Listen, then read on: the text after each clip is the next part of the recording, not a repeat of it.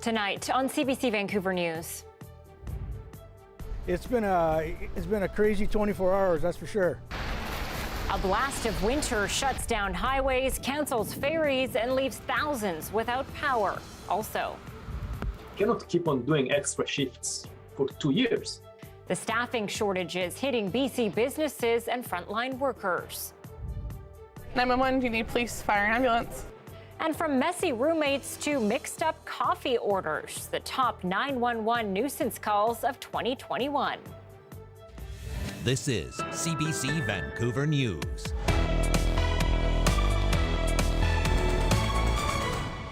Good evening and thanks for joining us. We begin tonight with the heavy winds and crashing waves that have been battering BC's south coast. The extreme conditions are causing flooding and destruction along the waterfront throughout Metro Vancouver. And as John Hernandez tells us, it's been another challenging day for many. You could call it a perfect storm. Gusts of wind up to 90 kilometers an hour in some parts of the region, combining with a king tide, which peaked around 10 a.m. Waves crashed into Vancouver's seawall. Some areas crumbled. Stanley Park closed through the day, and the waves even tore apart the pier at Jericho Beach. We saw very large waves breaking onto the beach, breaking into Kitsilano Pool, and in the ocean, I could see very large logs. And so Jericho Pier actually looked like more of a debris trap today than an actual pier which you can fish from. Similar scenes in West Vancouver, where the popular Ambleside Beach Park was submerged, a sight unlike anything some residents here had seen before. And the waves have completely come over the seawall.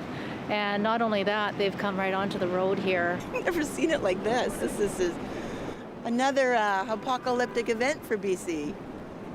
Officials say several buildings along the waterfront flooded, and it's still too early to tell just how far the damage goes. I think it's safe to say we're going to have damage to the piers, we're going to have damage to the seawalk. We know we've got flooding damage to some buildings, and we're going to have massive amounts of cleanup. The winds even abruptly shut down a COVID-19 collection center in Vancouver. Meanwhile, harsh waters along the Georgia Strait meant a number of ferry sailings were canceled. Waves also crashed onto coastlines on Vancouver Island. The conditions made it even more challenging for BC Hydro crews to access remote locations amid widespread power outages. The Coast Guard helped transport crews to the remote Bella Bella. Our crews are just working as quickly as possible to get all power back on. It's been a couple of back-to-back extreme weather events here. Heavy winds contributed to the more than 20,000 homes in BC that are without power.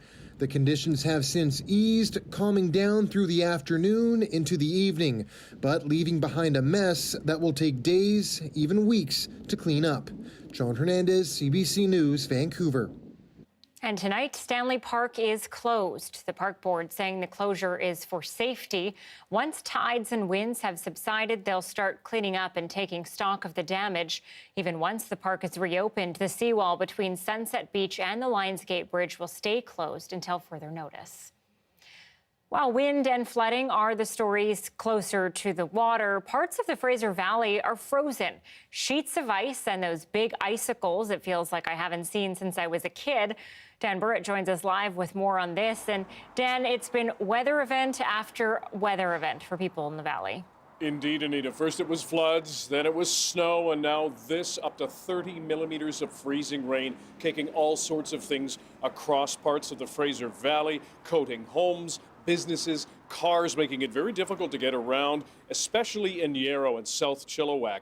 Our videographer said you needed to make sure that you were on steady ground in case you decided to slip, and you could hear pieces of shards of ice falling to the ground. In fact, slow going for pedestrians and drivers alike. Repair crews have been trying to get to the various thousands of outages and thousands of people without power. At last check, BC Hydro said 6,700 of its customers were without power in Chilliwack. The mayor is asking people to clear their drains and basically stay home if you don't have to go out. They've slapped as many plows as they can on as many trucks as they can to clear the snow. But after 2021, he's had it with this weather. I know my hair's growing a couple more shades of gray for sure. It certainly isn't the way I wanted to start 2022 with everything else we've gone through with the floods and the heat dome and the murder hornets, and the list goes on. The city also says people ought to report downed power lines to 911 and any other tall trees that have fallen trees, to the city itself. Schools were also closed in Chilliwack, Mission, and Fraser Cascade school districts. On top of all of that, at last report, it's snowing again in Chilliwack, and it could be a long night for people who still do not have power. If you check the BC Hydro outage map, red covers Chilliwack. Anita. Wow, I mean, some of those images are pretty powerful just looking at all of these, even that basketball hoop covered in ice and this window right here. Incredible stuff. Dan Burrett, live tonight. Thank you.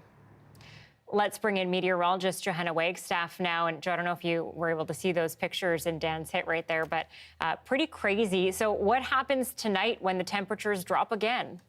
Yeah, what happens next, right, is the question in this latest unfolding series of weather events.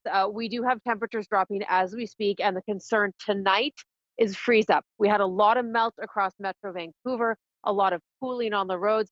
Some parts of Metro Vancouver, like here in North Van, we had in some cases a meter of snow to melt. That's not going to melt with just a few +5 days. Let me show you what the temperatures look like right now. So the pools that we're getting likely to freeze up overnight. Be very careful on the sidewalks, on the roads. If you're out dog walking in the early morning hours, it is going to be very icy across the south coast because temperatures are descending below the freezing mark overnight. Taking you back out towards the valley, Chilliwack, Abbotsford, as Dan mentioned, we are getting some fresh snow tonight. That's showing up in the radar in blue. That snow likely to continue through tomorrow morning. Just want to show you one of the incredible snapshots that really caught my eye today. You can see all of the park benches covered in water in English Bay by the barge. The 40 centimeters that we saw today due to the king tides, that's the highest tides of the season. That's on top of the highest tide that we usually get. 40 centimeters is about the forecast that climate models put sea level rise in Metro Vancouver by the middle of the century. So Anita, really today a snapshot of the kind of impact we will see in just a few decades. And then on top of that, we'll get the king tides. It's just not very often we get a snapshot of what sea level rise looks in the city. Today was the day. Okay, Johanna, thank you. We'll talk to you soon. Sounds good. The weather update is brought to you by Sophia Financial Group of Raymond James Limited. Register now for our free Cash Flow Connection series at sophiaevents.ca.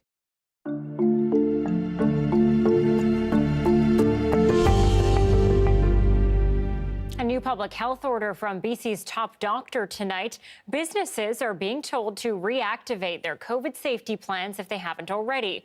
And when it comes to schools, well, as planned, BC students K-12 will be back in the classroom on Monday. But as Balpuri reports, the province is changing how it reports COVID cases in schools.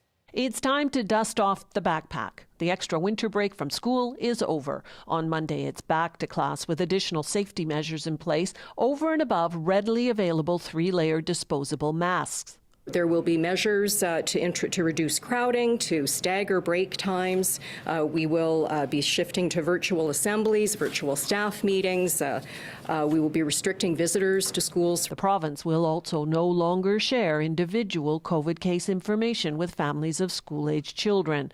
Omicron is spreading too fast to keep up. Instead, schools will report to health officials if and when attendance drops below usual rates for this time of year. And that will trigger a response from public health, which may include investigation. It might include the use of rapid tests to get a better understanding of what's happening on the ground. As for functional closures and a shift to home-based learning, it could happen, but each school and district will determine how many people can be away before it can't operate properly. In Surrey, for instance, the district says a 25% drop in staff would be a struggle. Despite assurances from health officials, BC teachers aren't convinced there will be enough barriers of COVID protection. We're frustrated that we're both planning for functional closures right now in this week that we have had. And yet there are additional health and safety measures that we think should be put in place that there's a reluctance on behalf of government and the provincial health office to put in place. Teachers want to see N95 masks in school, better ventilation, and a stronger push for 5 to 11-year-olds to be vaccinated. Health officials say rapid tests will help keep in-person schooling in place. We'll be starting when they start to arrive late next week, we're hearing, for being able to test symptomatics, teachers and school staff, and in schools across the province. In the coming weeks, the main lesson for students, staff and families may well be learning to adapt to changes as they arise. Belle Puri, CBC News, Vancouver. NBC is reporting an 8% increase in hospitalizations after one day, with at least 25 more people being sent to hospital. At least 3 more people are in intensive care. Out of the 93 critical patients, 58 are fully unvaccinated, and that's 66% of patients. 9 more people have died in the last 24 hours. That's the highest daily death total since the end of November. BC is also reporting a new record high of booster shots administered yesterday at 46,543. We've seen very long lines at vaccination sites as people wait hours in some cases for booster shots. Fraser Health is now saying it will more than double its vaccination capacity over the coming weeks as it opens several mass immunization clinics in Surrey, the Tri-Cities, and the Fraser Valley. It's aiming for about 75,000 shots into arms each week by the middle of the month. That's an increase from 32,000 shots a week in December. A similar increase in Prince George, but bookings there are paused until Tuesday. No existing appointments are affected. Across all health authorities, a message from the provincial health officer that drop-ins will not be accepted. Booster shots are by appointment once people are eligible. And taking in a Canucks home game is becoming harder to schedule. For the 7th time, the hockey club is postponing a game because of capacity limits at Rogers Arena. This time, it's put off Saturday's meeting with the Ottawa Senators. The club is limited to 50% capacity now, and it wants to host games when it can welcome a full house. The Canucks' next game is Tuesday in Florida, and their next scheduled home game is January 21st. The Canucks have several players on the NHL's COVID protocol, including star forward Elias Pettersson. And at this point in the pandemic, Canadians are all too used to everyday life being a little harder, but Omicron is pushing that disruption to a new level. So many essential workers are getting sick, and it's impacting everything from law enforcement to food supply and the daily commute. Lindsay Duncombe looks at the growing struggle just to keep Canada running. The commute into Canada's biggest city is about to get more complicated. It's frustrating. There's no question. I'm not hiding my emotions. I'm frustrated, but so is everybody else.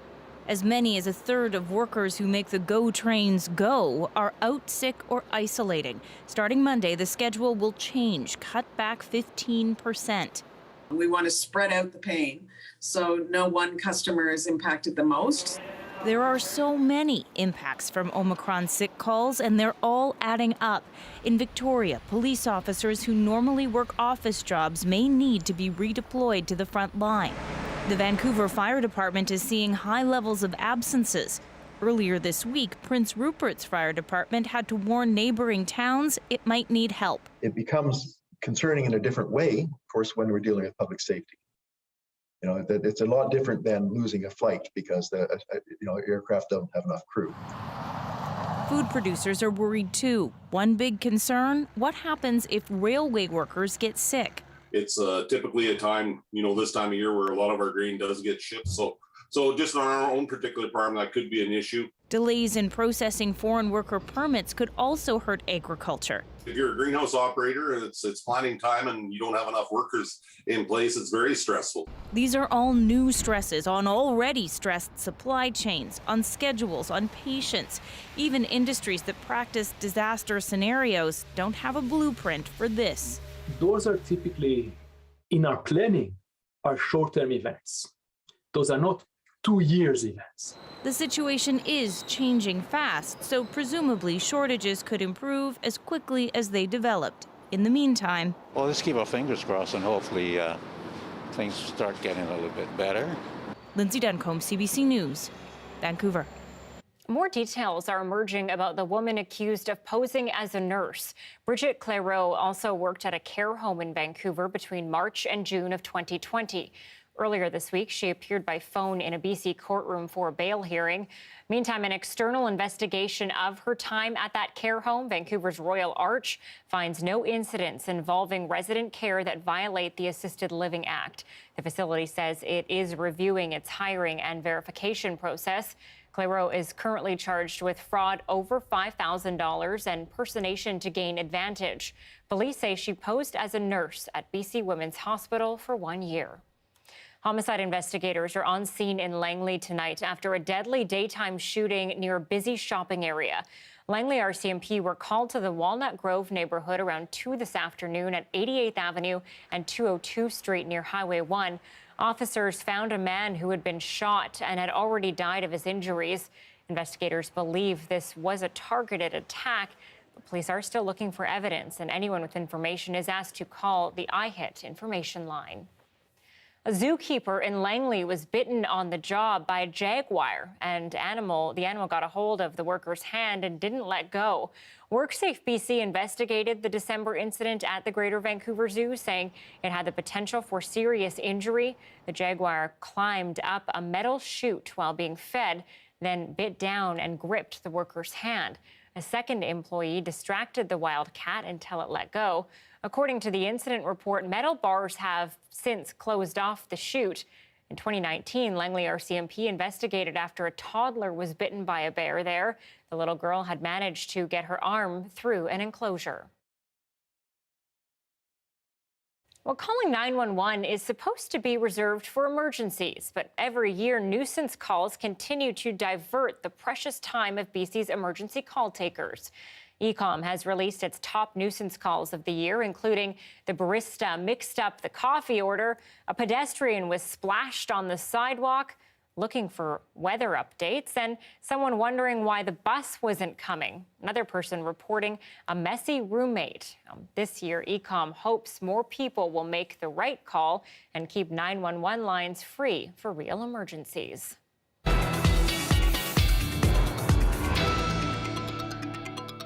A prominent snowboarder is speaking out after getting caught in an avalanche and then helped to safety by North Shore Rescue. He's encouraging people not to take their safety for granted, even when they're familiar with the terrain.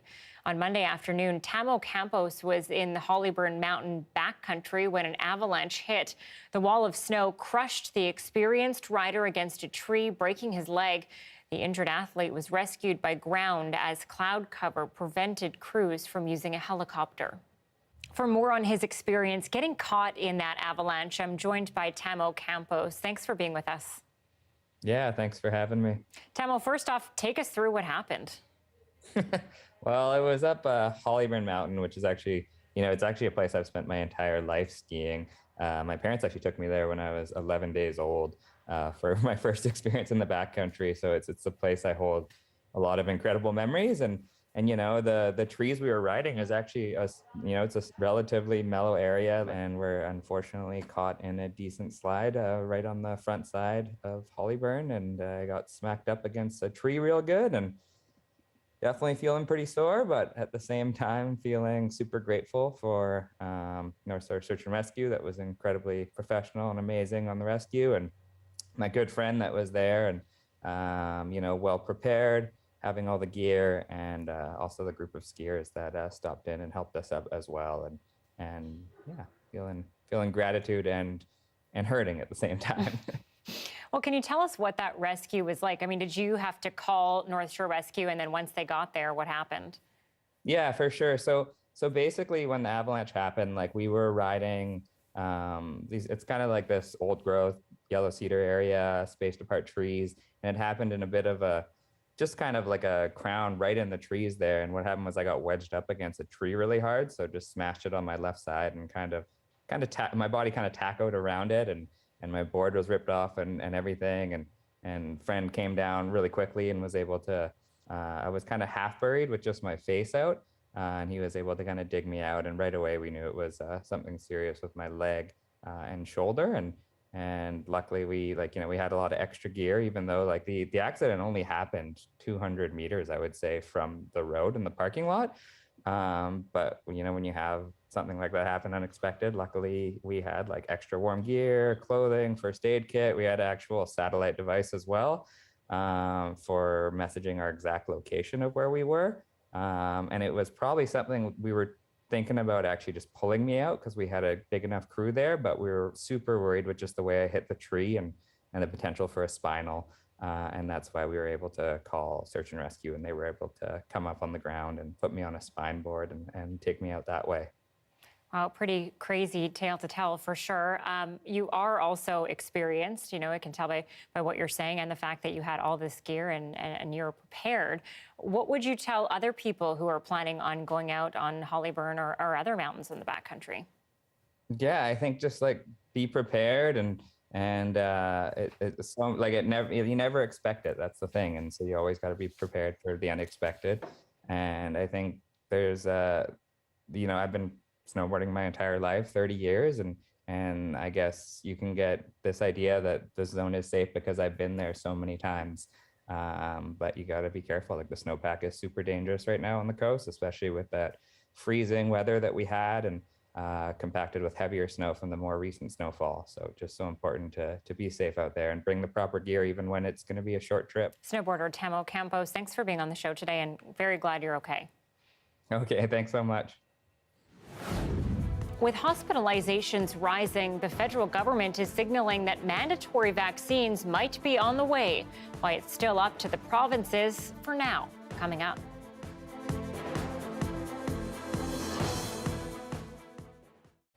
Thanks for staying with us during our commercial-free live stream. And Edmonton High School has taken its traditional morning announcements to the next level. Every day, a group of dedicated students produces a 5-minute television broadcast that streams live into the classrooms and online. And the casts are bilingual. Here's a look at the students behind LOHS TV. We've been doing LOHS TV for 3 years. Originally, when we started LOHS TV, it was just meant to be for the announcements every morning. And then we found out last year that we had a large population of students in the club that spoke Mandarin as well. And we thought that was a great opportunity to do the announcements in another language to serve our bilingual population here. The Mandarin broadcast team really gives us a chance to practice our language and make sure that we preserve that within ourselves. So it only happens once a week, so that's just like a summary of all the week's announcements instead of every day like the English broadcast. There's a lot of parents at home who may not be able to fully understand the English, and I think it just allows those parents to be more fully involved. Check out where we produce all the stuff. We're here every morning at 8 a.m. and it takes them about an hour and 15 minutes to prepare the show. We have writers, producers, directors, anchors, assistants, and they're all working seamlessly together every morning to put a 5-minute broadcast together for the announcements, which are streaming live every morning inside everyone's classroom. Just watching them work together as a team and communicate, it really is fantastic to watch, and they find a lot of pride in doing it. The students really build unique relationships with the people they work with, and a lot of best friends come out of this. You're also able to have a real trust with them because you are going live with them. You have to rely on everyone to like do their part, and so it's just another level to that friendship that we have. Considering like the pandemic, there wasn't much opportunity to really get to know people, so something like LOHS TV allowed me to be more involved in the community. We've got a fair amount of students, and you know all of them by name. I'm friends with, I'd say, pretty much everyone on LOHS TV. And for some more sports, tonight sees our... Last year we added Mandarin, this year we're adding game day. Next year we'll probably get into adding events and arts to the puzzle. But I eventually hope that this will run kind of seamlessly by itself. Thanks for coming, and just remember, be legendary.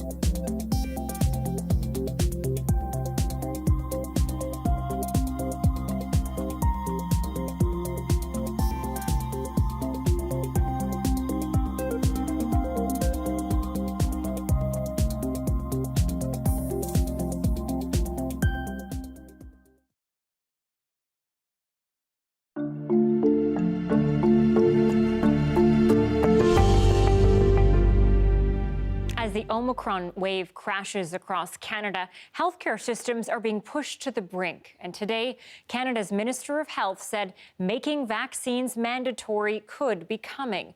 Ellen Morrow now with the federal health minister's comments and the frustrations echoed by many Canadians. Michelle Mannering was eagerly waiting for surgery next week to treat a pre-cancerous condition, but the procedure has now been postponed indefinitely. My worry is, first of all, is it going to get worse? Mannering is frustrated with those refusing COVID vaccines and placing a heavy burden on hospitals. I'm speaking to you, person who's unvaccinated. You could have stopped this. Somebody who really, really needs that surgery is denied it because these beds are taken up by the unvaccinated. As hospitals teeter, unvaccinated people are overrepresented in critical care wards. You do see the situation where somebody's unvaccinated and say, that was potentially preventable. And that's where there is frustration and frankly some sadness. Addressing the crisis, Canada's Minister of Health weighed in on mandatory vaccination laws, saying he thinks provincial and territorial governments will eventually be forced to consider the idea. What will make us move through this crisis and end it is vaccination. But in Alberta, it's a non-starter. Premier Jason Kenney tweeting Alberta's legislature removed the power of mandatory vaccination from the Public Health Act last year and will not revisit that decision, period. Saskatchewan Premier Scott Moe wrote, "This is a personal choice, not one imposed on you by the government." Mandatory vaccination laws do exist in some European countries, but those rules are problematic, says this bioethicist. I worry that turning this into a massive power struggle is probably going to make things worse rather than better. As Omicron's onslaught continues, pleas to the unvaccinated are growing louder. If you are an unvaccinated adult, you are going to become part of the Omicron wave that is threatening our hospitals. Mannering fears a long wait before she knows when her surgery will be. I just hope that somewhere there's some kind of awakening that people can understand that the vaccines are working. That's the CBC's Ellen Morrow reporting tonight. Now, millions of Canadians have spent the last few weeks scrambling to get a third dose of vaccine as an added layer of protection. But even when it is their turn, some are expressing a strong brand preference. And as Christine Birak explains, some are even turning down the shots. Here's what pharmacists are now hearing from too many Canadians arriving for their shot. As I got there and I'm like, well, it's Moderna only. And Jason Chomick wanted Pfizer. He took Moderna, but pharmacists say many don't. I'd say about 50% of the people that want to get a Pfizer are not opting to get a Moderna. As Omicron spreads, health officials insist Canadians need to stop shopping. Both Moderna and Pfizer are solid, efficient, and safe mRNA vaccines. The health minister says he got Moderna, and choice is limited. Canada's now receiving almost twice as many Moderna vaccines compared to Pfizer. Over 9 million full doses of Moderna are slated to arrive this month alone. It's like taking Advil versus Motrin. It really doesn't matter which one you take. They're doing exactly the same thing. Canada's Vaccine Advisory Committee has said Pfizer should preferably be given to those aged 12 to 29 to lower the rare risk of heart inflammation in that group. The risk of myo and pericarditis has been higher with Moderna than Pfizer, but a recent study out of Denmark followed nearly 5 million residents 12 years and older over 1 year. Researchers found the absolute rate of myo or pericarditis after either vaccine was low, even in younger age groups. Cases were largely mild and there were no deaths. You've got a very low risk and you can make a very low risk even lower. But that's not what Chomick and others are worried about. I was just concerned because it's so new. Like, am I going to eventually have trouble because I'm mixed? As this immunologist explains, vaccines aren't like drugs. Mixed doses don't stay in your system. The ingredients in vaccines are designed to be transient. They're there and then they're used by your immune system and they disappear. Vaccines leave behind a snapshot of the virus, and already research is showing third doses of both Pfizer and Moderna can boost immune defenses to effectively attack this latest variant. Christine Birak, CBC News, Toronto.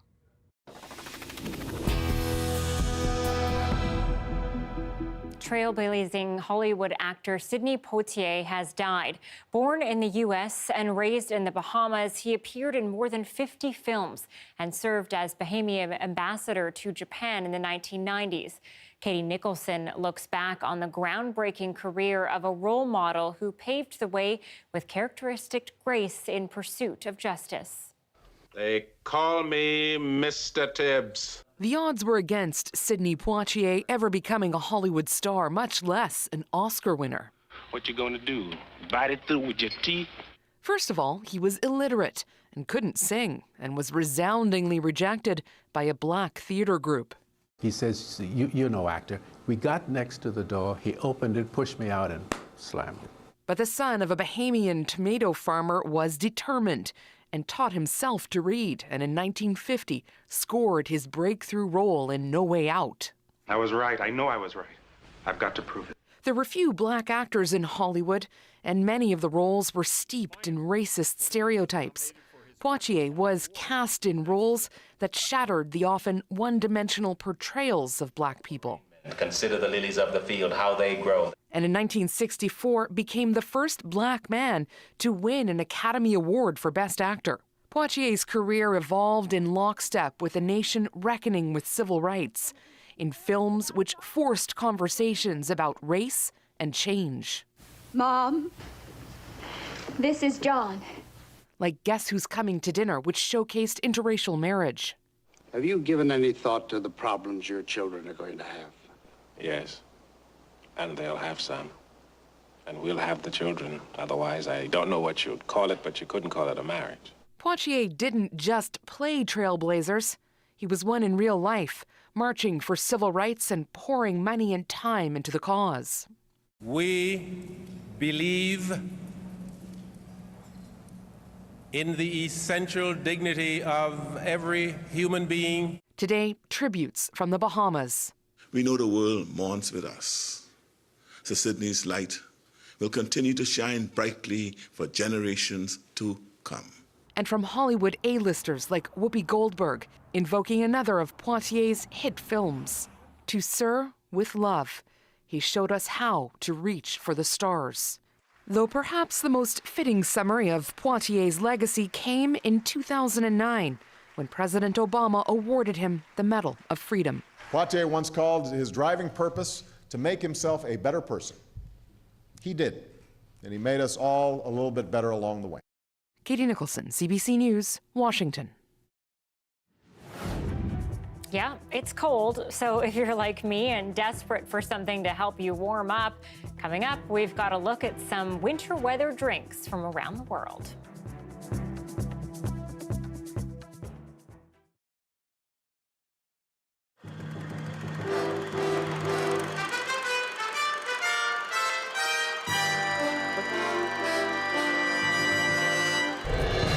The National. Here is Peter Mansbridge. Good evening. A single birth is often called a miracle. Tonight, new arrivals in British Columbia have an additional title, medical rarity. Sextuplets, unusual anywhere and a first in Canada. The details are scarce, but already the nation's waiting room is crowded with the curious and the concerned. The CBC's Chris Brown joins us with the latest. Chris. Peter, all day long, the talk at BC Women's Hospital was of a big delivery over the weekend. And late today came the details of a one-of-a-kind birth. Never before in Canada have so many babies been born to one woman all at once. BC Women's Hospital and Health Centre confirms the delivery of sextuplets this past weekend at 25 weeks gestation. Mom is resting and doing well, and the babies are in fair condition, which means their vital signs are stable and within normal limits. Sextuplets are extremely rare. Only 160 cases worldwide have ever been documented, among them the Otten children of Missouri. The 3 boys and 3 girls were born in April 2004, one of 12 sets of sextuplets in the United States and 33 sets now alive worldwide. Though Canada has never seen 6, it has seen several quintuple births, the most famous being the Dion quints of the 1930s. Experts familiar with multiple births say in cases with so many babies, fertility drugs often play a role. In vitro treatments permit eggs, usually 2 or 3, to be fertilized outside the womb. But the other method, drugs, a woman can have many eggs fertilized at once, and it's impossible to control how many of the eggs become viable. To get 6 babies from a reproductive technology cycle is something that nobody wants, and that's why I use the word misadventure, because it's something you don't want to happen, and something which I think potentially should largely be avoidable. Avoidable by having parents make heart-wrenching decisions to abort some fetuses to give the others a better chance of surviving and of being healthy. There are neurologic risks, there are risks to the eyes, so there's so many reasons why we try to avoid multiple pregnancies. The Duncan family can empathize with all of the tough decisions and the dramatic lifestyle changes that come with multiple births. 13 years ago, Cheryl gave birth to quadruplets in the same BC hospital. You just don't really have a choice. You don't really have time to think about it. You just have to do what you have to do and take care of the babies. And we had a lot of help, too. As for the parents of the sextuplets, hospital officials say they wish to remain anonymous. In their statement, officials would only say that the couple are Jehovah's Witnesses and that they are feeling overwhelmed by their new family, and they wish to devote all of their attention to the babies and not give any media interviews. Peter. All right, Chris, thank you. The CBC's Chris Brown in Vancouver tonight.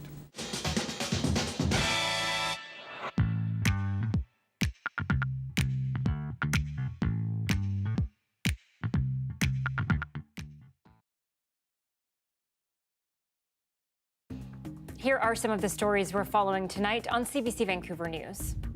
Yeah, it's going to be a bit of a haul to get back to normal.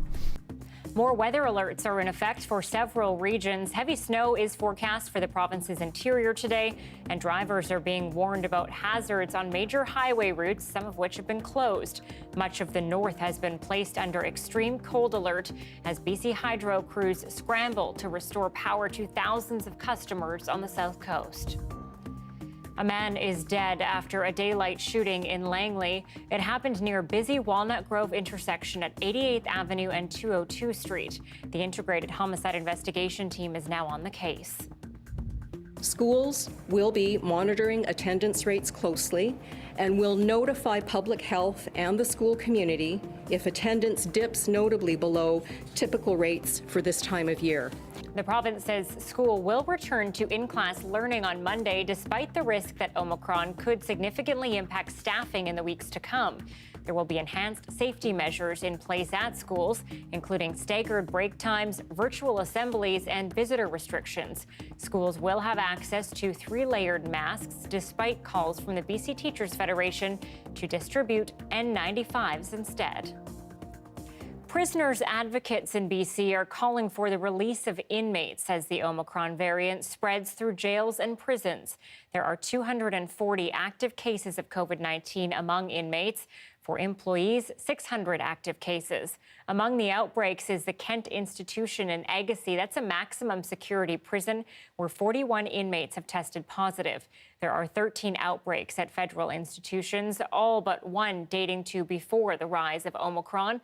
While inmate populations have dropped during the pandemic, advocates are concerned about the use of lockdowns and solitary confinement to prevent transmissions.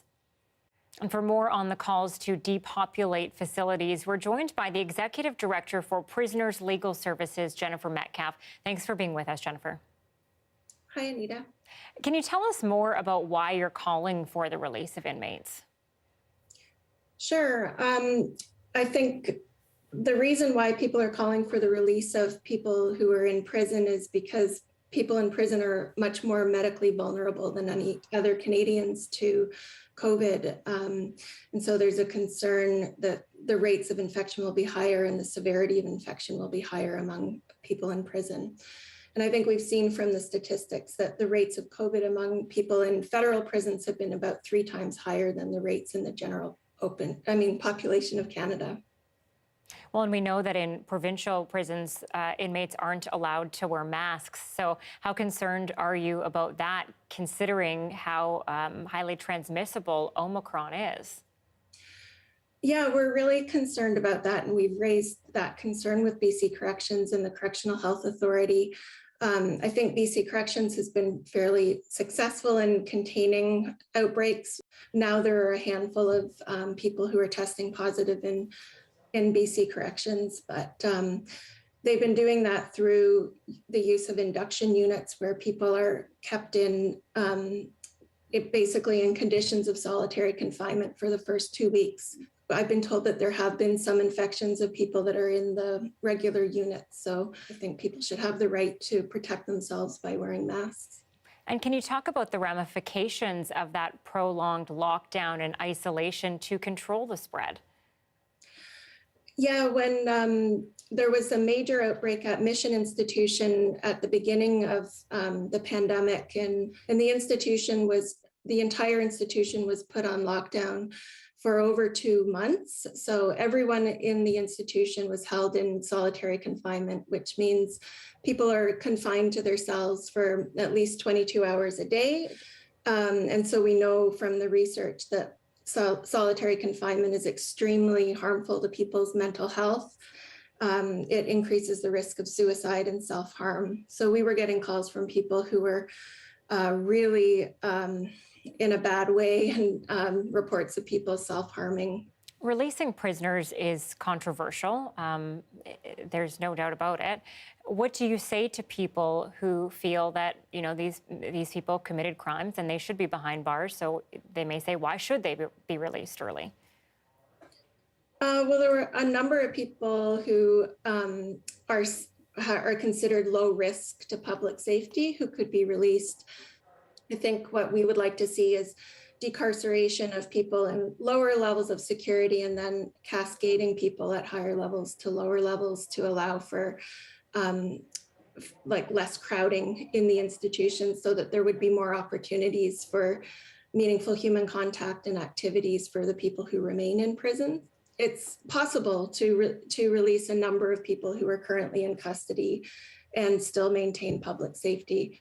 Jennifer Metcalf is the Executive Director of Prisoners Legal Services. Thank you. Thank you. At 6:41, a live look at Victoria tonight from the Swans Hotel. A windy day on the coast and a bit of a rough go ahead.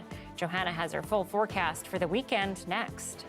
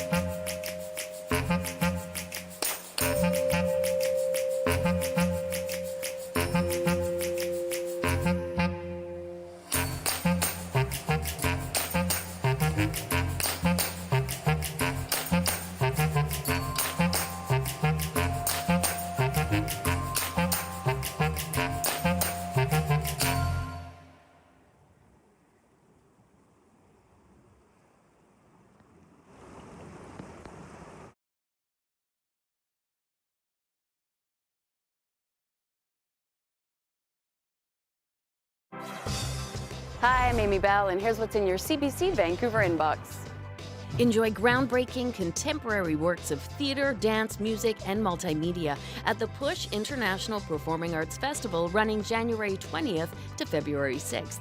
Get tickets at pushfestival.ca and never miss a special programming series or contest. Subscribe to CBC Vancouver's e-newsletter at cbc.ca/Vancouver inbox and keep connected with us. All you have to do is look at this picture, but there's really no doubt it's been a cold, snowy winter so far here in BC. So how do you beat the chill? For some, it's a warm, comforting drink. And our Benit Brach is looking at some of your options. They come from all parts of the world.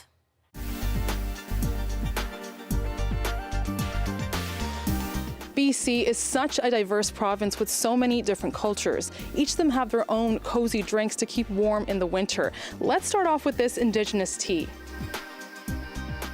Often called swamp tea.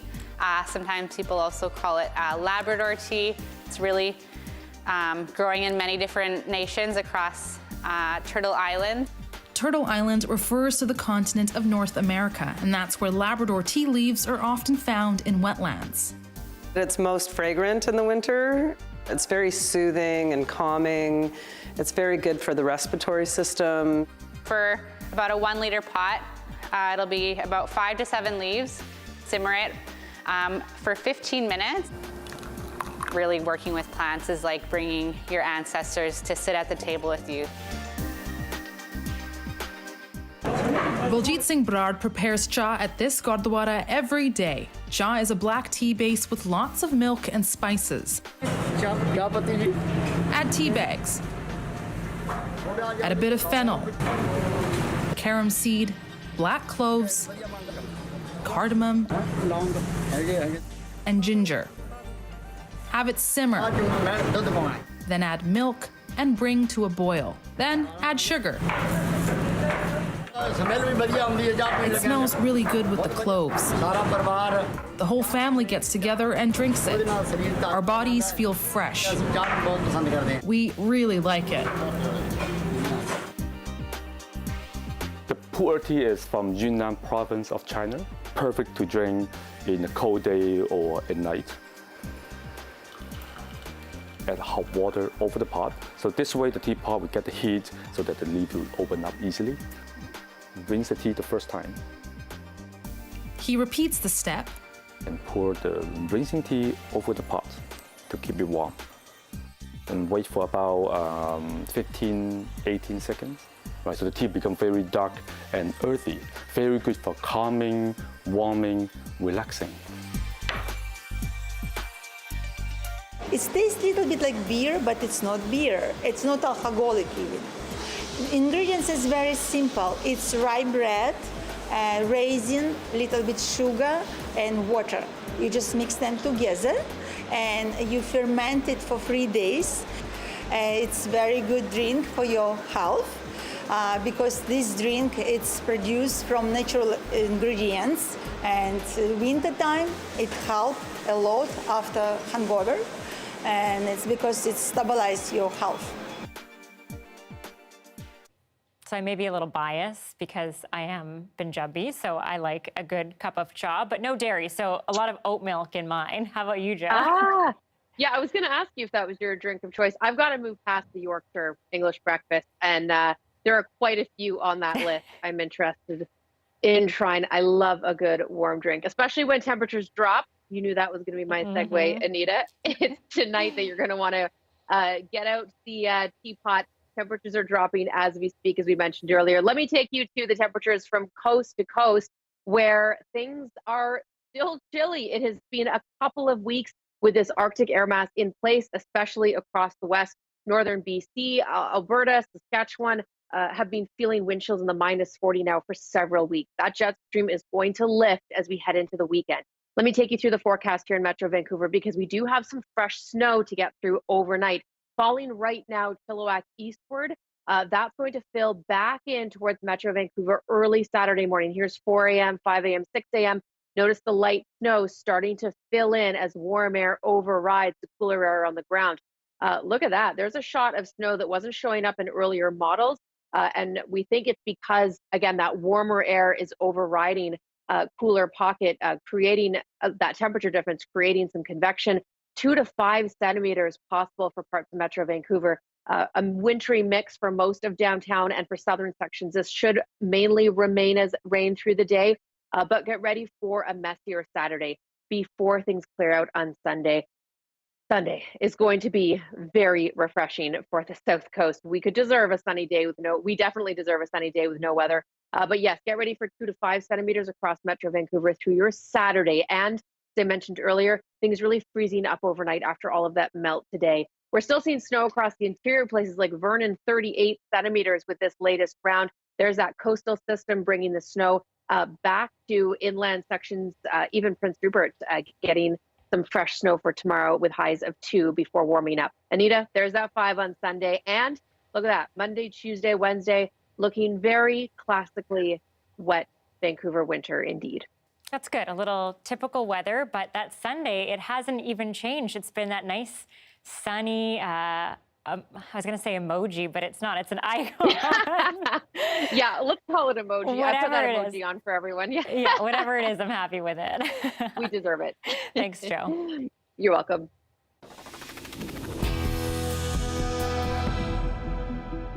Her story sent shockwaves around the world more than a decade ago. Rumana Manzoor, a Bangladeshi Canadian woman, was brutally assaulted by her husband and left completely blind. Now she's the subject of a new documentary where she explains why she stayed in an abusive marriage and how she rebuilt her life right here in Vancouver after the attack.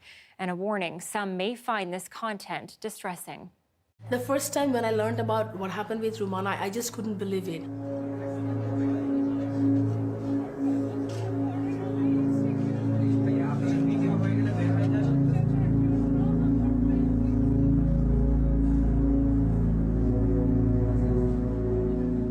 It was so shocking for me in the beginning, and then later on it was just had a feeling of anger.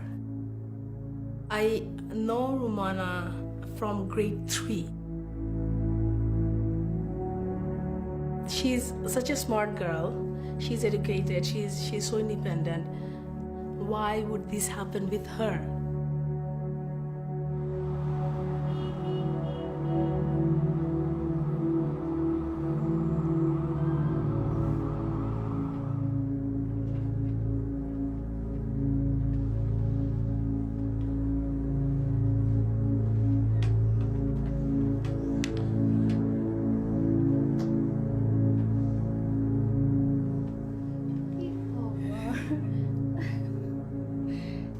What you were going through, although it didn't happen in one day, right?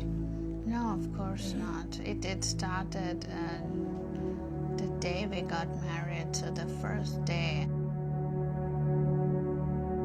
It was such an oppressive relation and abusive as well. I don't think I ever expressed my opinion or thoughts to him because he never wanted to hear it.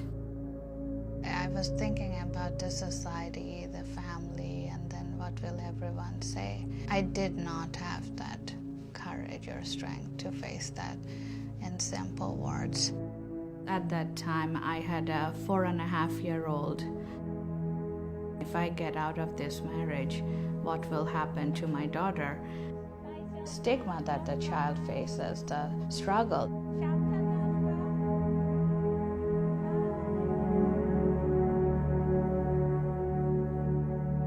Then I realized that this type of relationship won't bring anything good to her.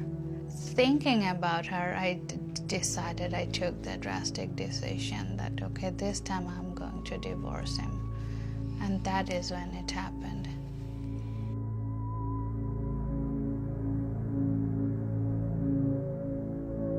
And I'm just glad that it happened with me, not with Anusha.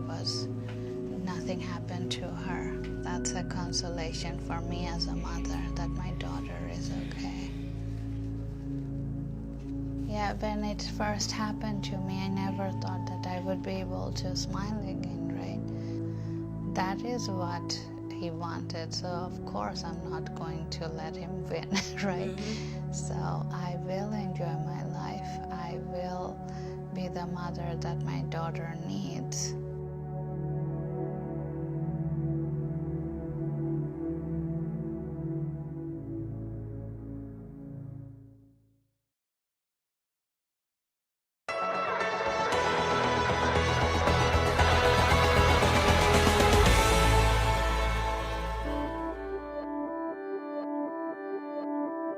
His name's Rick Swain, but everyone calls him Rick the Nurse. North End Halifax has been his base. His career as a street nurse has seen him helping Halifax's vulnerable. I would say probably the biggest stress, Colleen, is that some of the issues we were tackling were larger than healthcare. These are societal issues. It's hard on the soul to come across someone who is shivering and the best you can do is offer them a blanket as opposed to a nice, warm, dignified place. The issues that we are addressing are not going to be tackled by MOSH alone. This is going to be a society-wide endeavor. Now, when Rick the Nurse started in the MOSH van, he said he would do it for a year. He stayed for 12. He's watched the pandemic create challenges for those who already faced obstacles. And the emergencies that were created because of a pandemic were multiplied because of some of the pre-existing social issues, and specifically the growing unreachability of housing. We all need a door we can lock at the end of a night to take a deep breath and just relax and plan our day. When you're in constant survival mode, it's hard to think beyond how do I get warm, how do I eat. What he's learned through his street nursing career is that opening your own heart to others is the key. I have learned that there are many, many layers to a person's story and a person's biography.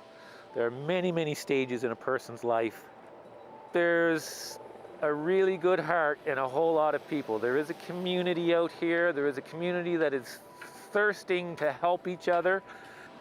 We created a catalyst where a lot of people can help each other. MOSH was not just Rick the Nurse. MOSH was everyone in this community saying, well, you can go there for help. And Rick, can you keep an eye on, you should check out this person sometime. I think once people realize that addressing some of the issues people are facing are actually going to help their community quite a bit too. We had nothing but support. Rick the Nurse doesn't have to check on people anymore, just on himself and his family. Happy retirement, Rick. Colleen Jones, CBC News, Halifax.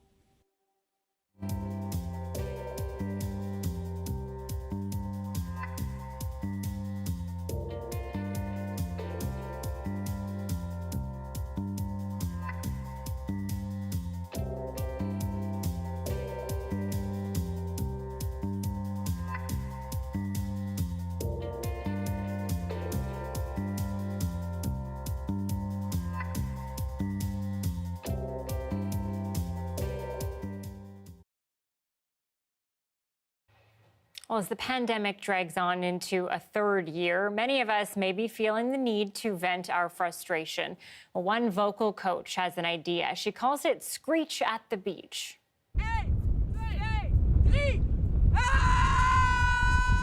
One of her clients says that after being cooped up indoors all day, screaming at the sea offers her a sense of freedom. This puppy may be confused by it all, but we can see the merit in mindlessly yelling at nothing.